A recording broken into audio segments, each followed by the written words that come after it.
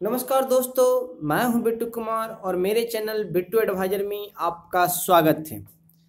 आज हम 509 का गेसिंग क्वेश्चन लेके आए हैं। द्वितीय प्रश्न उत्तर है। प्रश्न है, रिलिया और डायरोमा क्या होते हैं, अथवा सामाजिक विज्ञान में रिलिया और डायरोमा के प्रयोग का वर्णन कीजिए, अथवा डायरोमा का अर्थ क्या है। तो चलिए इसका उत्तर देखते हैं।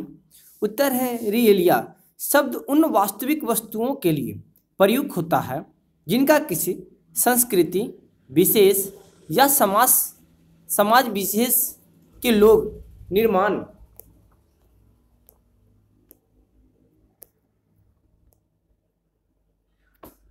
निर्माण है या जिनका अपने लिए उपयोग करते हैं या थे। जैसे अलग अलग प्रकार के औजार, बर्तन भाड़े, कलाकृतियाँ, वस्त्र आदि। ऑक्सफोर्ड 1972। खेती बाड़ी में काम आने वाले औजारों के बारे में पढ़ाते समय अध्यापक यदि चाहे तो कृषि उपयोगी कुछ यंत्रों का संग्रह कर उनका छात्रों के सामने प्रदर्शन कर सकता है। कभी कभी अध्यापक को चाहिए कि वह छात्रों को आसपास के किसी संग्रहालय की सैर करवाकर वहां प्रदर्शित प्राचीन काल में काम में आने वाले आभूषणों, अस्त्र शस्त्रों, बर्तन भाड़ों आदि को दिखाए और उनकी विस्तृत जानकारी छात्रों को दें। डायरोमा उस त्रिविम दृश्य को कहते हैं जिसमें किसी संस्कृति विशेष या समाज विशेष के लोगों की किसी मूलभूत मानवीय क्रिया को या उनकी विशिष्ट जीवन पद्धति को दर्शाया गया हो। किसी भी माध्यम आकार वाले गत्ते से बने बक्से के लिए एक हिस्से को काटकर डायरोमा बनाया जा सकता है। पृष्ठभूमि और दाहिने बाएं के दृश्यों को अलग कागज पर चित्रित कर बक्से के भीतरी भाग की सतह पर चिपका दिया जाता है।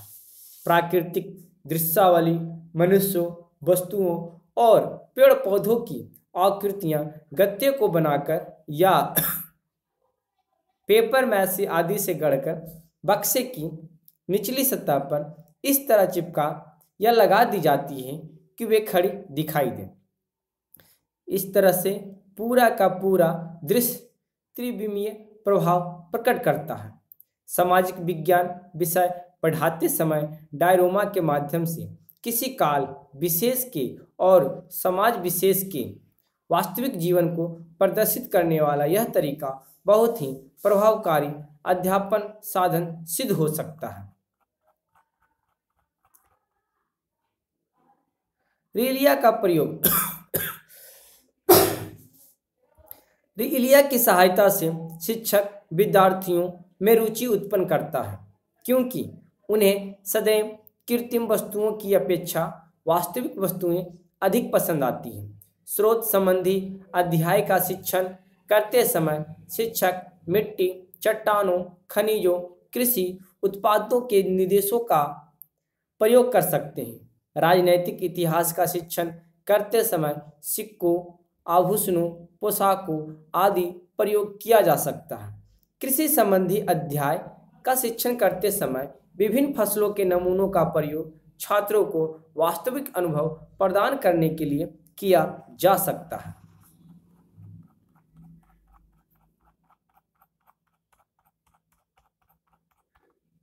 डायरोमा का प्रयोग भूगोल की अधिकांश पुस्तकों में डायरोमा के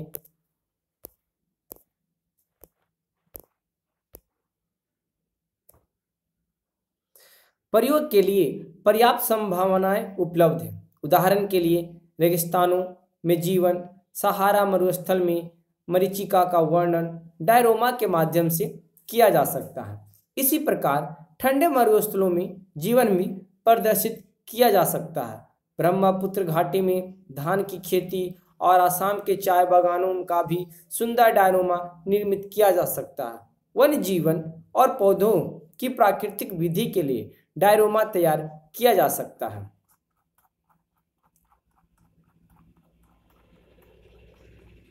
डायरोमा के निर्माण में बहुत समय लगता है, अतः विभिन्न कक्षाओं के साथ साझा प्रयोग और अन्य वर्षों में भी प्रयोग में लाया जाना चाहिए।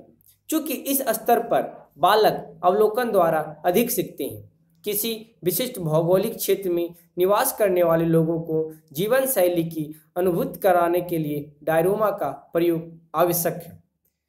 नेक्स्ट प्रश्न में हम लेके आएंगे मॉडल या प्रतिरूप क्या होते हैं, इन्हें कैसे प्रयोग किया जाता है। तो यही सब उत्तर पाने के लिए आप हमारे चैनल पर बने रहें। वीडियो अच्छी लगती है तो लाइक शेयर कमेंट जरूर करें।